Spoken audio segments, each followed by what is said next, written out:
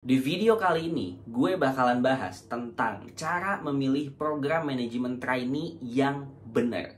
Video ini gue bakal buat karena sebenarnya banyak banget orang yang nge-DM gue lewat TikTok, lewat Instagram, yang curhat ke gue dan nanya juga ke gue kayak, "Bang, kalau misalkan kita mau masuk program manajemen trainee dan gajinya itu UMR, nah kira-kira itu gimana?" Ada juga orang yang nanya, "Bang, gue udah masuk program manajemen trainee nih, udah bertahun-tahun, sampai 2 tahun, 3 tahun, tapi kok gue gak ada jenjang karirnya ya? Gue tetap trainee aja ya, nggak ada naik ke supervisor, gak ada naik ke manajer, dan lain-lain." Ada juga bahkan yang nanya ke gue, "Bang, gue masuk program manajemen trainee nih, kalau misalkan di perusahaan ini itu gimana?" Dan ketika gue cek perusahaannya, itu perusahaan benar-benar masih baru, gak jelas, dan benar-benar enggak cocok kalau misalkan dia itu buka program manajemen trainee. Nah, dari case-case tadi, kayaknya banyak orang sekarang itu masih bingung pilih program manajemen trainee yang benar tuh kayak gimana gitu. Orang tuh masih mikir kalau misalkan ada lowongan kerja, terus tulisannya itu manajemen trainee, dia langsung apply. No matter what itu programnya apa, no matter what siapa pemilik perusahaannya, no matter what perusahaannya udah berapa lama, dia bakalan apply karena lowongannya itu tulisannya manajemen trainee. Dan itu totally wrong. Makanya gue decide buat bikin video ini itu supaya bisa bantu teman-teman semuanya, at least biar kalian ini tuh tahu cara untuk milih program manajemen trainee yang benar itu kayak gimana. Tapi sebelum lebih jauh lagi, gue mau sedikit ngasih tahu dulu ke kalian, karena di zaman sekarang itu manajemen trainee itu udah benar-benar banyak yang customize. Tapi at least yang perlu teman-teman tahu adalah tipe manajemen trainee itu sebenarnya ada dua. Yang pertama, manajemen trainee yang sifatnya itu generalis.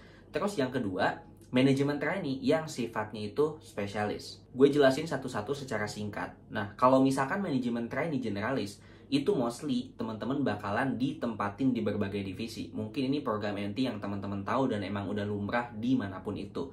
Jadi teman-teman misalkan awalnya di divisi HR, terus bakalan dipindahin di divisi marketing 4 bulan kemudian.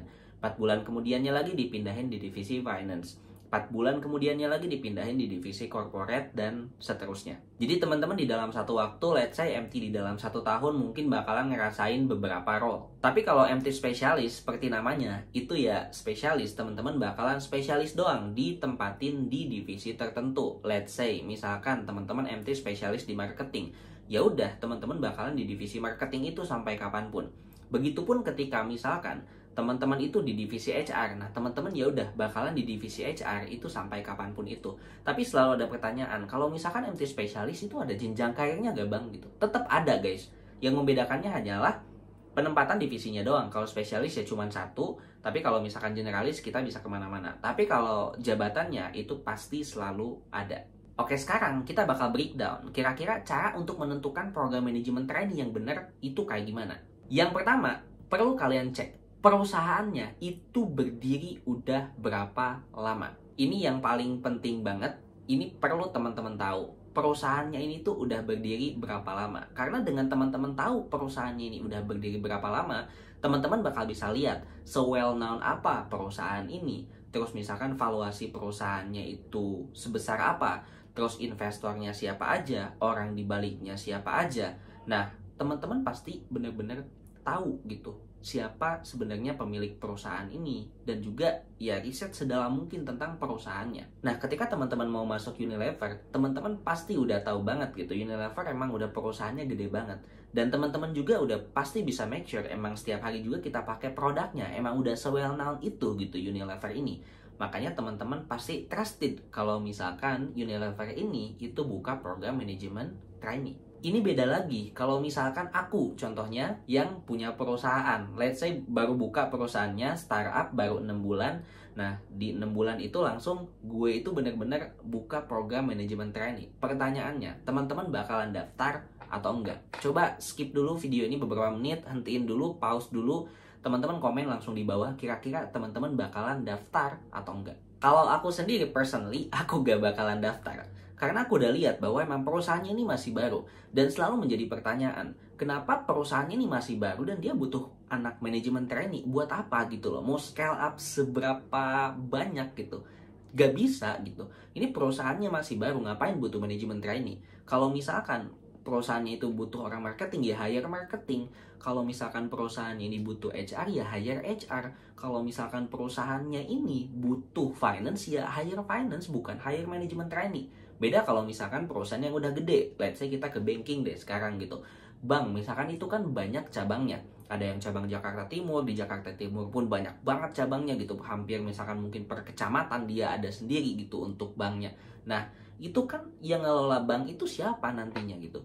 Yang ngelola dia bakalan jadi leader di cabangnya itu siapa? Yang ada kepala cabangnya. Kepala cabang ini dibentuk dari mana ya? Dibentuk dari manajemen trainee tadi. Makanya kenapa banking itu butuh manajemen trainee. Nah, simpelnya kayak gitu. Jadi again, teman-teman perlu riset dan make sure bahwa memang perusahaannya ini tuh udah berdiri berapa lama, siapa di baliknya, dan sebagainya. Itu bisa justifikasi teman-teman bisa masuk program MT-nya atau enggak. Nah, yang kedua, yang perlu teman-teman lakuin adalah teman-teman cek apakah program manajemen trainee ini itu ada jenjang karirnya atau enggak. Simple, kalau misalkan teman-teman mau cek program manajemen trainee-nya ini ada jenjang karirnya atau enggak, yang perlu teman-teman lakuin adalah cek di LinkedIn-nya. Nah, cek LinkedIn orang-orang yang kerja di sana. Apakah orang-orang yang kerja di sana ini itu benar-benar ada jenjang karirnya? Kalau misalkan manajemen trainee itu kan simple banget ya. Dia bakal nulis di pengalaman kerjanya yang pertama manajemen trainee, terus habis itu misalkan masuk ke supervisor, habis itu masuk ke branch manager, dan seterusnya dan seterusnya. Nah, ini hal yang simple banget. Di zaman sekarang itu gak bakal mungkin guys. Ada orang yang nggak nyantumin pengalaman kerjanya itu di LinkedIn. Itu kemungkinannya kecil banget, kayak 1/10 juta gitu loh. Pasti mostly orang tuh bakalan nyantumin apapun yang ada di LinkedIn. Apalagi nih, dia itu manajemen training gitu. Orang ikut webinar aja, dia cuma jadi partisipan, dia itu langsung upload gitu di LinkedIn-nya. Apalagi manajemen training. Jadi kemungkinannya kecil banget orang nggak upload di sana. Kalau misalkan nggak ada orang yang ngupload di sana, kalau nggak ada orang yang update pekerjaannya dan nggak kelihatan jenjang karirnya, berarti itu perlu teman-teman make sure dulu apakah teman-teman mau daftar atau enggak. Kalau gue sih enggak ya. Yang ketiga, yang perlu teman-teman make sure adalah gajinya itu di atas UMR. Nah, mostly banyak banget orang tuh yang nanya juga ke gue, Kak, sebenarnya gaji yang pas untuk manajemen trainee itu berapa gitu. Tapi gue selalu bilang bahwa gaji pas atau enggak pas itu sebenarnya kan tergantung kita gitu. Tapi bayangannya gini, ketika teman-teman masuk program manajemen trainee itu bebannya tuh segini. Nah, at least ketika teman-teman bebannya itu gede, ya teman-teman secara teori ya harus dapat gajinya juga ya gede juga gitu. Walaupun sebenarnya kalau misalkan di Indonesia itu kan kebanyakan bebannya segini, gajinya tuh segini gitu. Tapi at least kalau misalkan untuk program manajemen trainee itu di atas UMR, walaupun di atas UMR dikit itu sebenarnya masih nggak masalah. Yang penting itu di atas UMR. Kalau misalkan ada program manajemen trainee yang dia itu ngasih offeringnya di bawah UMR, menurut gue teman-teman perlu concern dan at least ya nggak worth it lah untuk teman-teman itu ambil sebutuh apapun teman-teman. Karena kalau misalkan masuk program manajemen trainee itu kan ada ikatan dinas. Ketika teman-teman masuk ke ikatan dinas itu misalkan selama 2 tahun, nah selama 2 tahun ini kan teman-teman nggak boleh keluar. Kalau misalkan teman-teman keluar, ya resikonya teman-teman bakalan didenda, bisa belasan sampai puluhan bahkan ratusan juta. Tapi beda lagi kalau misalkan teman-teman kerjanya kerja yang non-MT gitu. Mungkin ketika keluar pun resign, teman-teman ya gak ada dendanya, jadi masih aman. Jadi pesan gue di akhir adalah jangan sampai teman-teman milih program manajemen trainee ini karena brandingnya manajemen trainee. Karena gak semua program MT itu beneran MT. Gue udah sering banget jelasin di video-video gue program MT yang beneran MT itu kayak gimana gitu loh. Tapi at least cara teman-teman riset program manajemen trainee yang bagus kayak gimana, itu 3 hal yang aku sebutin tadi.